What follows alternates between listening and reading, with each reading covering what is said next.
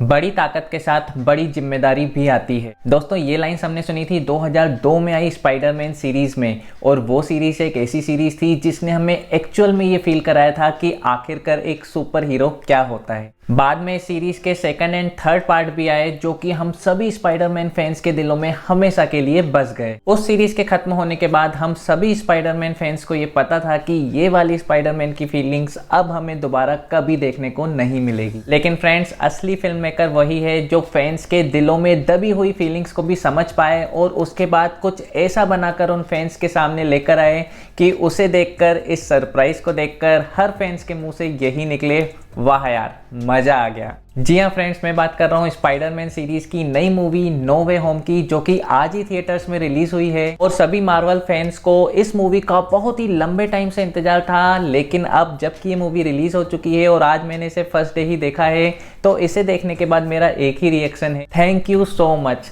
Thank you so much makers, हमें वो feel कराने के लिए जो सच में हमारे दिल के कोने में कहीं दबा हुआ था। दोस्तों सच बता रहा हूँ, स्पाइडरमैन नो वे होम एक ऐसी मूवी है जो बहुत ही रेयरली बनती है और इसे देखने का experience once in a lifetime ही मिलता है। तो आखिर क्यों है ये मूवी इतनी खास, चलिए बात करते हैं। लेकिन फ्रेंड्स, आज की इन बातों में मैं आपको स्पॉइलर देके आपका मजा कम नहीं करना चाहता, तो टेंशन फ्री रह के हमारा आज का ये पूरा वीडियो आप इंजॉय करिए। तो फ्रेंड्स, इस मूवी की कहानी वहीं स्टार्ट होती है जहां पर इसकी पिछली मूवी फार फ्रॉम होम पर खत्म हुई थी। स्पाइडरमैन की आइडेंटिटी रिवील हो चुकी है। पूरी दुनिया को अब पता है कि पीटर पार्कर ही स्पाइडरमैन है और इसके कारण स्पाइडरमैन को बहुत ज्यादा प्रॉब्लम हो रही है। न सिर्फ स्पाइडरमैन को, उसकी गर्लफ्रेंड्स, उसके फ्रेंड्स, सबको प्रॉब्लम हो रही है। वो अपनी जिंदगी अच्छे से नहीं जी पा रहे हैं और इन सब परेशानियों के कारण स्पाइडरमैन जाते हैं डॉक्टर स्ट्रेंज के पास, ये रिक्वेस्ट लेकर कि वो कुछ ऐसा करें कि ये जो उसकी आइडेंटिटी रिवील हुई है ये सब लोग भूल जाएं कि पीटर पार्कर ही स्पाइडरमैन है। तो डॉक्टर स्ट्रेंज भी अपने जादू से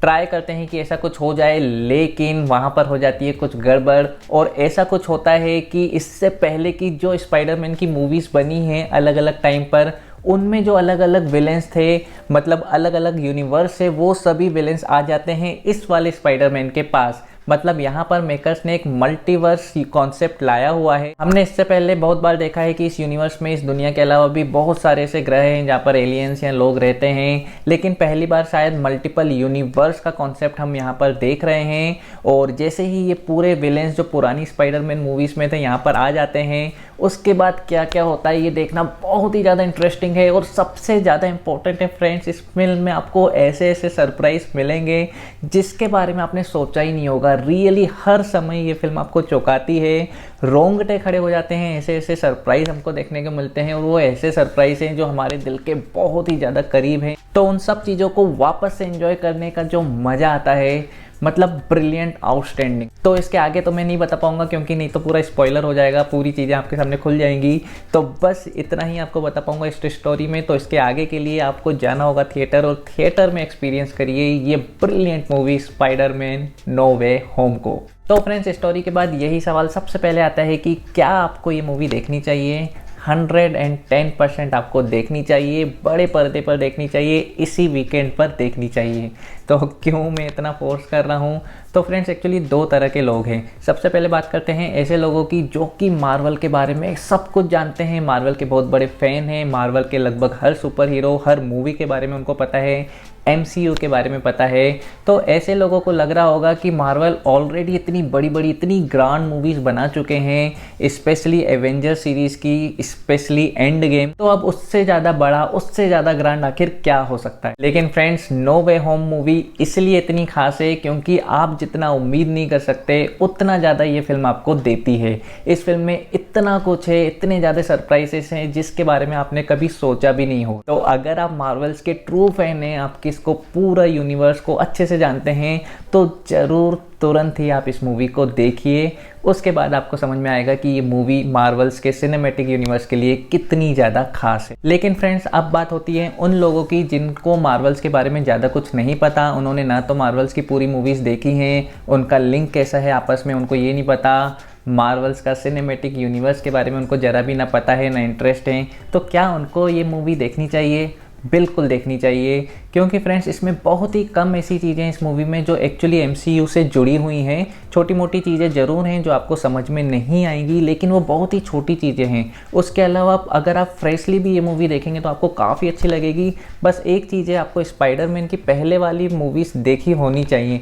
नहीं भी देखेंगे तो भी आप मार्वल की मूवी एंजॉय कर सकते हैं, लेकिन अगर आपने स्टार्टिंग वाली स्पाइडरमैन की मूवी और उसके बाद द अमेजिंग स्पाइडरमैन देखी है तो फिर तो आपको को जो एक्सपीरियंस मिलने वाला है इस मूवी का, उसका कोई कंपैरिजन नहीं है। उसके विलेंस और वो पूरी चीज़ें जब इसमें आती हैं, और बहुत सारी चीज़ें मैं आपको बता नहीं पा रहा हूँ, अगर आपको थोड़ा बहुत भी याद है ना उन मूवीज़ के बारे में, फिर तो सच में बहुत ज़्यादा मज़ा आने वाला है आपको इस मूवी को देखकर। दोस्तों इस फिल्म को देखने के बाद एक और चीज़ समझ में आते हैं कि चाहे कितना भी बड़ा ब्रांड हो, कितने भी बड़े मेकर्स हो, कितना भी बड़ा स्टूडियो हो, हर फिल्म की जान होती है उसकी स्टोरी। और यहाँ पर इस मूवी को देखकर आपको समझ में आएगा कि इस मूवी के मेकर्स ने इस स्टोरी को लिखने में कितनी ज़्यादा मेहनत की है, कितनी ज़्यादा पुरानी स्टोरीज़, यहाँ वहाँ की स्टोरीज़ को ले दे के तोड़ मरोड़ कर वो इस मूवी में लेकर आए हैं। लेकिन कहीं पे भी कुछ भी बनावटी नहीं लगता, बल्कि इस तरह से लगता है कि हर एक चीज़ आपको सीधे दिल से कनेक्ट होती है। इसके अलावा फ्रेंड्स बात करें परफॉर्मेंस की, तो सभी एक्टर्स की परफॉर्मेंस एकदम टॉप लेवल की। इसमें जो मेन स्पाइडरमैन है उसका रोल प्ले कर रहे हैं टॉम हॉलैंड, और टॉम हॉलैंड की इससे पहले भी स्पाइडरमैन की जो मूवीज़ आई हैं उनमें इनका अभी तक का ये सबसे बेस्ट परफॉर्मेंस दिया है। क्या ब्रिलियंटली लीड किया है और क्या ब्रिलियंटली इस मूवी को लेके गए हैं वो। बहुत ही ज़बरदस्त उनका परफॉर्मेंस है। शायद वो भी देख के आश्चर्य करेंगे कि उन्होंने क्या कर दिया है इस मूवी में। इसके अलावा जो भी दूसरे पार्ट्स हैं, चाहे उनके फ्रेंड्स हो, गर्लफ्रेंड्स हो, या जो पुराने विलेंस आए हैं, या फिर जो पुराने पता चलेगा आपको, सबके परफॉर्मेंस एकदम ब्रिलियंट है। इसके अलावा फ्रेंड्स इस मूवी के सीन्स की तो क्या ही बात करूं, मार्वल्स की मूवी है तो वीएफएक्स तो टॉप लेवल्स के होने ही हैं। और सच में फ्रेंड्स ये मूवी सिर्फ और सिर्फ थिएटर्स में देखने के लिए बनी है, तो आप इसको सिर्फ थिएटर्स में एक्सपीरियंस करिए, और हो सके तो 3D में एक्सपीरियंस करिए। बहुत ही ब्रिलियंट वीएफएक्स हैं इसके, बहुत ज़्यादा मज़ा आ जाएगा आपको इससे देखने में। इन सब खास बातों के अलावा जो इस मूवी का सबसे बड़ा पॉइंट है वो है इस मूवी का इमोशनल होना। फ्रेंड्स इस मूवी का इमोशन टच इतना ब्रिलियंट है जो सीधे आपको दिल से कनेक्ट करेगा, स्पेशली क्योंकि ये स्पाइडरमैन की पुरानी मूवी से जुड़ी हुई है। तो स्पाइडरमैन के जो ट्रू फैंस हैं, जिनको वो मूवी अब तक याद है, उस मूवी के हर एक सीन्स याद है, जो एकदम मूवीज उनके दिल में बसी हुई थी, वो पूरी फीलिंग्स इस मूवी में निकल कर आती है। और इतना ज़्यादा सेटिस्फेक्शन, इतनी ज़्यादा खुशी आपको ये मूवी देगी कि बहुत लंबे टाइम तक आप इस मूवी को याद करने वाले हैं। इसके अलावा फ्रेंड्स आपको एक इंपॉर्टेंट बात बता दूं कि बहुत टाइम बाद इंडिया में एक ऐसी मूवी रिलीज हो रही है जिसका इतना ज़्यादा क्रेज़ हो।